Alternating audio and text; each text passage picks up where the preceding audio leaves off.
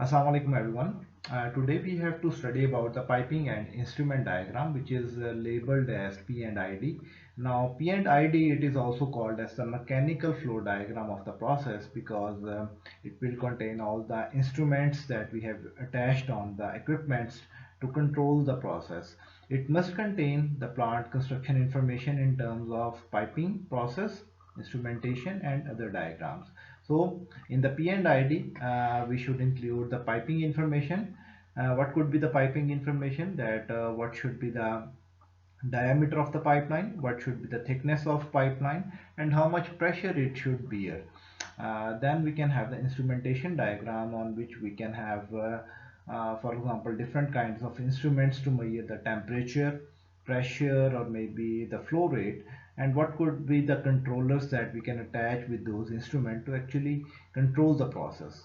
And then we can have some other diagrams, so maybe there could be some electrical diagrams or there could be some separate utility diagrams apart from the P and ID. Okay, so we can have these diagrams as part of P and ID.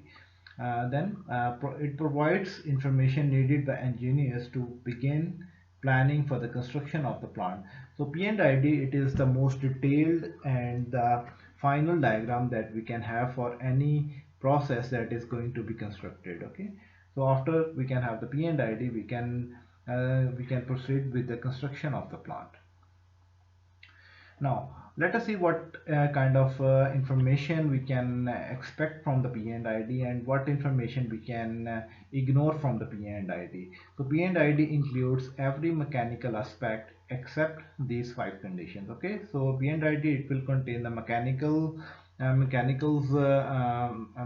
aspects of the processes and for each of the equipment and the pipes that we have on the flow sheet, but we can ignore some of the information that we have already covered in the process flow diagram. For example, we can ignore the temperature and the pressure conditions around the equipments, and we can also ignore the stream flow rates, and we may ignore the component flow rates in each of the streams, the equipment locations. Okay, so we don't need any information about the equipment locations and how those equipments are placed on different areas of the plant. Then we do not need any information for the pipe routing. For example, we don't need any information for the length of the pipelines. Only we are interested that what should be the inlet of any equipment, what should be the outlet of any equipment, and what should be the position of that equipment. Then we do not need to have any information about the pipe fittings. Okay, so if there are some long pipelines, then what kind of joints we can have, or what kind of other fittings like vents we can have on the pipeline. So these things we may ignore on the P and ID. The first one, we do not need to have any information about the supports structure and the foundation. So this comes under the category of the civil work, so we can ignore this part also in the P and ID. Now let us see what the actual P&I look like. So there are different things on this PID. So first thing that is quite clear, that you will see these round symbols here. So these round symbols, it represent you the instruments that we have attached on these equipments. Okay, for example, let us say this one TI, it represent you the temperature indicator at this plate. Then we can have again temperature indicator at this level. TE, it represent you the temperature element. Then TT represent you the temperature transmitter. TAL, it represent you the temperature alarm low. Then we can have TAH, which is temperature alarm high. Then TRC, that is the temperature recorder and the controller. Similarly, we can have a flow indicator, temperature indicator, pressure indicator, and we can have similarly level transmitter, level indicator control. We can have level control valve here. Okay, flow indicator. Similarly, we can have different symbols here. So we will see what are the conventions that we have to use when we are using the temperature, pressure, or the flow rate indicators, and what kind of actual instruments that we can attach on these equipments. The second thing that you can see here, you will see this kind of dotted line which represent you the electrical lines. Okay, so these instruments are being connected with each other using some electrical lines that are sending some electrical signals. Then you can, if you focus here, you will see a straight line. You will see a straight line having this kind of slashed line on this one. So this represents you some pneumatic line. So this valve is being controlled pneumatically, and this kind of valve, we can have the level control valve, and it is getting some signal from the level indicator controller, and then we can have some actuator on this control valve that can actually maintain the level within this vessel. So this is the second thing. Then what we can see here, you would see some kind of names on these pipelines on the process lines. For example, 2-inch schedule 40 CS. So it represents you 2-inch is the nominal pipeline. It is a 2-inch nominal pipeline. If you go and see the specification of pipelines, you would see this kind of information. So the first number represent you the nominal pipeline. Then we can have schedule 40, which represent you the thickness of the pipeline, and the third thing, CS, represent you the material of construction of this pipeline. So you would see different pipelines and with the different schedule numbers and the nominal pipe diameter, and it depends on the flow rate through this pipeline and what could be the pressure limitation on this pipeline. Then you can see also this kind of symbol on the pipelines, which is representing you the insulated pipe. The material of construction is the carbon steel. Okay, so you can see this kind of symbols on the pipelines that is showing you that we can have some kind of insulation on this pipeline. Then you can also see these kinds of figures here like 7, 9. So it will repeating here 7, 9 again. So these kinds of symbols, they represent you the pressure safety valve. Okay, so if the pressure within this vessel is become higher, so to maintain or to avoid any damage to the equipment, these are the pressure safety valves that can operate automatically if the pressure rise within some vessel beyond a certain limit. Okay, so this is some of the key information that you should have on the P&ID. Now let us see some of the more details. Now, the conventions in constructing piping and instrumentation diagram. Number one, for equipment, show every piece including spare parts, parallel units, summary details of each unit. Okay, so we have seen on the process flow diagram that if there is some spare unit or the parallel unit on the pipeline, then we do not show those equipments. But here, if you look at this one, pump 102A, and this one is a spare pump P102B. Okay, so when you make the piping and instrumentation diagram, then you have to include each and every equipment that we can have on the process along with the piping information, that how these equipments are being connected with each other. Okay. The second one, for piping, include all lines including drains and sample connections and specify. Okay, so you have to include all the drains that you can have on these pipelines. For example, number 6 here, it represents you the chemical sewer. So if there is some sewer from this tower, it is representing you number 6 here. Similarly, the number 5 here, it represents you the sample port. So you can take some sample from this vessel at this point, and you can have different like number 4 here, which is representing you the condensate that you can have from such kind of vessel. Okay, so this one, number 8 here, it is clear sewer. So if there is some clean water coming out of this one, so that is a clean sewer. And maybe you can also see the other numbers on this flow sheet, and you can have some information from the numbering here, that what kind of thing we have attached on the pipeline or on that equipment. Okay, so for piping, we should include the information for the drains and the sample collection points. So for the pipings, we should have the using standard sizes. You should know that what is the standard size. For example, here 4-inch schedule 40 CS. So this is the complete name of this pipeline. Then you should know what is the thickness that is coming under the domain of schedule number, what is the material of construction, and if the pipeline is insulated or not.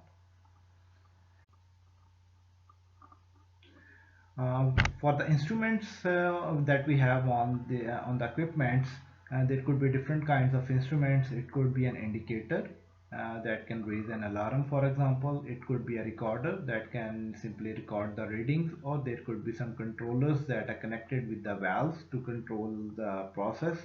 And then we can have the instrumentation lines, that how the instruments are connected with each other and what is the source of power to those instruments. Now, there are different kinds of utilities that you can see on the P&ID. For example, entrance utilities, exit utilities, exit to waste treatment facilities. Okay.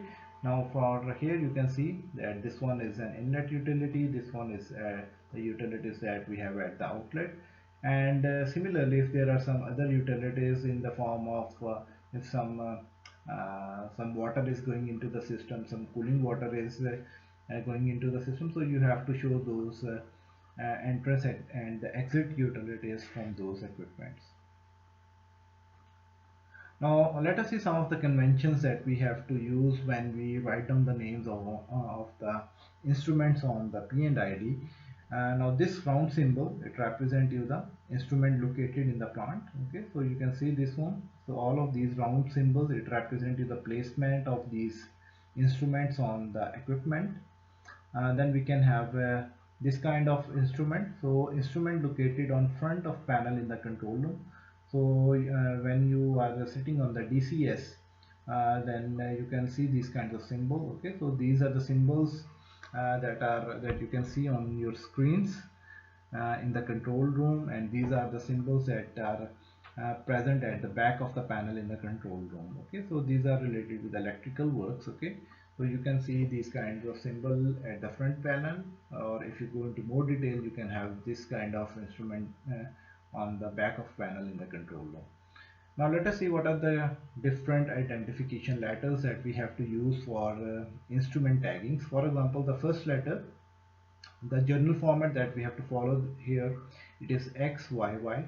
So the first letter X, it represent you and these kinds of things. Okay, so A represent your analysis, B is the burner frame, C is the conductivity, and so on. You can see different names here along with the letter. For example, you want to install some level indicator. So level, it goes with the L, that is the level, and then you can have the second letter from here, which is the indicator. Okay, so that is the I here. So you can write LI, which represent you the level indicator. Similarly, if you want to have, for example, you want to have temperature transmitter. Okay, so the first letter here, you can see the T here, temperature, and then you can see the first letter here, which may be the transmitter. Okay, so that makes a temperature transmitter. Let's see one more example. We can have the flow indicator. Okay, now here you can see where is the flow rate. It comes with the letter F, and then for the indicator, the first letter that you can see here, that is the indicator. Okay, that makes the Fi the flow indicator. Okay, so depending on the instrument and the control valve that you are using, you can search from this table, and then you can specify the name of that instrument. Then we can have identification of the instrument connections. So different instruments can be connected with the capillaries. Okay, they can be connected with each other pneumatically with an air pressure, or they can be connected with each other by using some electrical connections. So these are the three things that how different instruments can be connected with each other. Now let us take a look on vessel 104 on P&ID. Now V104 contains an level element. So this one V104, it is not present on the flow sheets. Basically there is a vessel V102 that we can see here.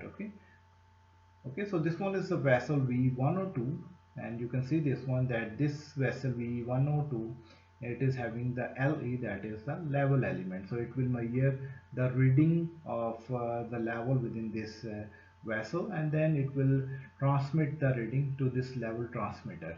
Now this level transmitter will check whether the level in the tank is high or low, and then accordingly it will raise the alarm. and send a signal to the level indicator control, which is connected with the with this valve, which will actually work pneumatically and will open or close the valve to maintain some level within this tank. Okay, so these are some of the controllers that we can have on this vessel. So V104 contains the level element LE that I showed you. Level element senses liquid level in the separator and adjusts flow rate leaving. Okay, so it will adjust the flow rate that is going out of this one by the help of this valve. Then level element opens and closes the valve depending on the liquid level. So depending on the level of the liquid in the vessel, it will send a signal to the valve that will open or close to maintain a level in that vessel. Level element and valve represent a feedback control loop. Now from this information you can also see, if you have studied about the controllers, then you can have an idea that it is taking the reading and then it is sending it to the valve, which is controlling the liquid in this vessel indirectly. So we can say that we can have the feedback controller on this vessel to control the level within this vessel. Okay. Now let's see what we have in the summary here. The final control element in nearly all chemical processes control loops is a valve. Okay, so basically how we can control any chemical process, we can have some controllers and we can attach the controllers with the valves that we have on the process. Okay, so basically these valves are called as the muscles of any process. Okay, so we can control the process by using the valves. Now how we can control the valve? It can be pneumatically controlled valve, or we can control it with the help of some electric motor, or we can control the valve with some kind of pressure. It could be a gas or it can be a liquid. Now second thing, key to understanding the control logic is to identify which flow rate is being manipulated to control which variable. So when you are going to install some control loop on any of the equipment, then you should consider that which flow rate that you want to control and which variable you can manipulate. Okay, so in that way, if you study about the feedback or the feed forward controllers, then you can have such kind of information. Based on P&ID, mechanical and civil engineers will design and install pieces of equipment. So once you have the information on the P&ID, then the mechanical and civil engineers will work together to design and install each piece of equipment. So mechanical design, it will be made by mechanical engineers, and the erection of the process, it will be the work of the civil engineers, that they will design the sports and they will make the ground ready for the erection of the equipments. The instrument engineers will specify, install and check the control system. So instrument engineers, they basically install all the control loops on the process and the equipment, so they will check those control systems. Piping engineers will develop plant layout and elevation drawings. Now piping engineers, they will make an overall plant layout and they will provide the elevation diagrams, and they will specify that which equipment should be placed at some elevation or which equipment should be placed at the bottom, depending on some heuristics that we will see in detail. Okay, project engineers will develop plant and construction schedule.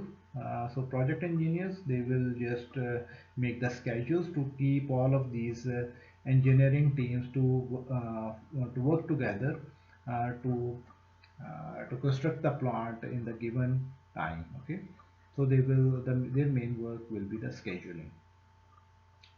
Before final acceptance, P&ID serve a checklist against which each item is placed is checked. Okay, so when you have the P&ID, so that is the final checklist that you need to see for each of the equipment, and instrumentation diagram that you have to see that all of the instruments are operational and placed on the equipments and they are working actually, because all of the process is based on the instruments. Okay, so if some instrument is giving you the wrong reading, then you cannot control the process. So this P and ID, it is rechecked again and again to check the validity of the results, and it will help you in controlling the process.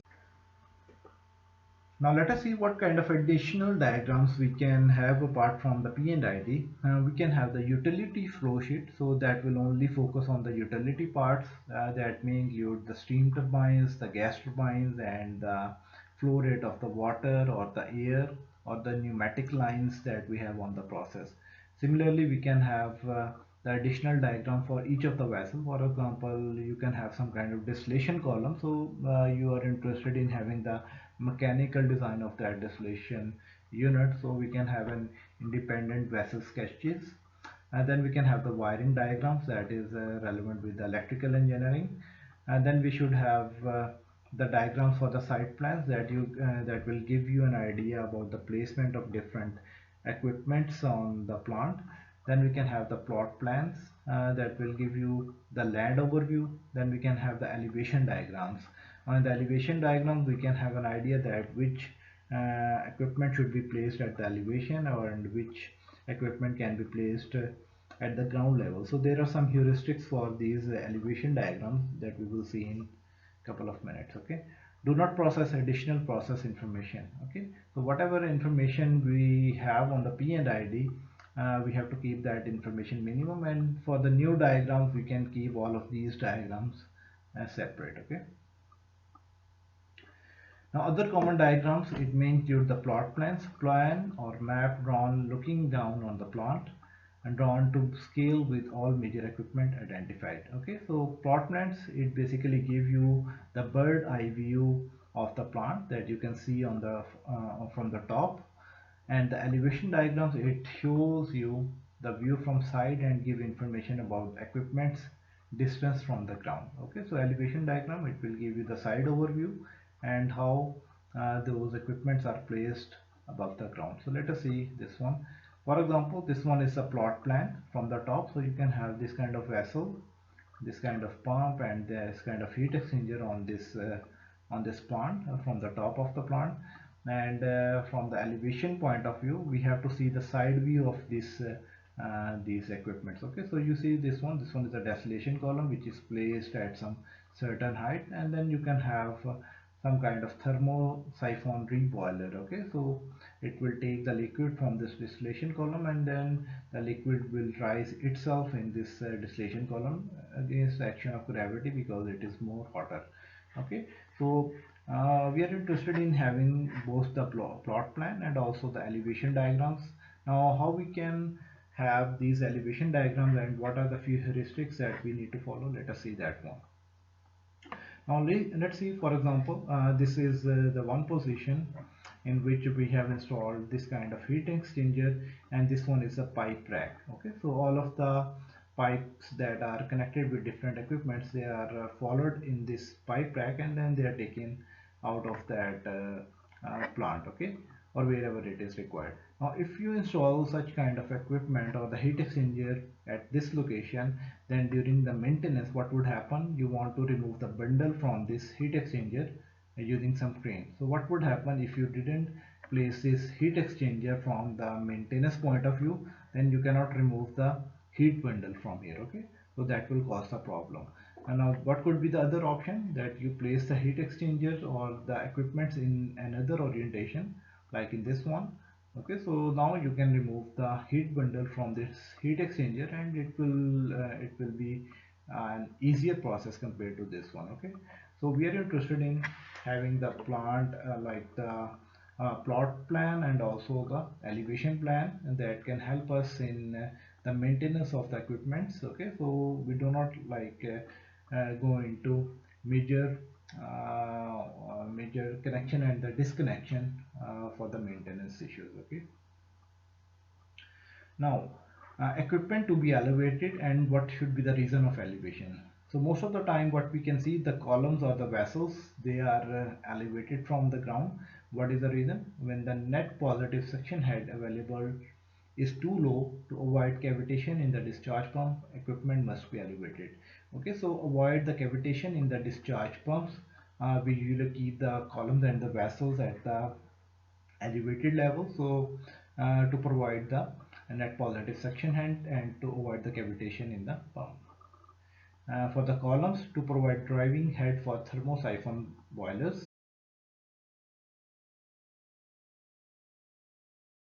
Containing suspended solids or slurries, those equipments we have to keep them on the elevated position to provide gravity flow of liquids containing solids that avoid the use of problematic slurry pumps.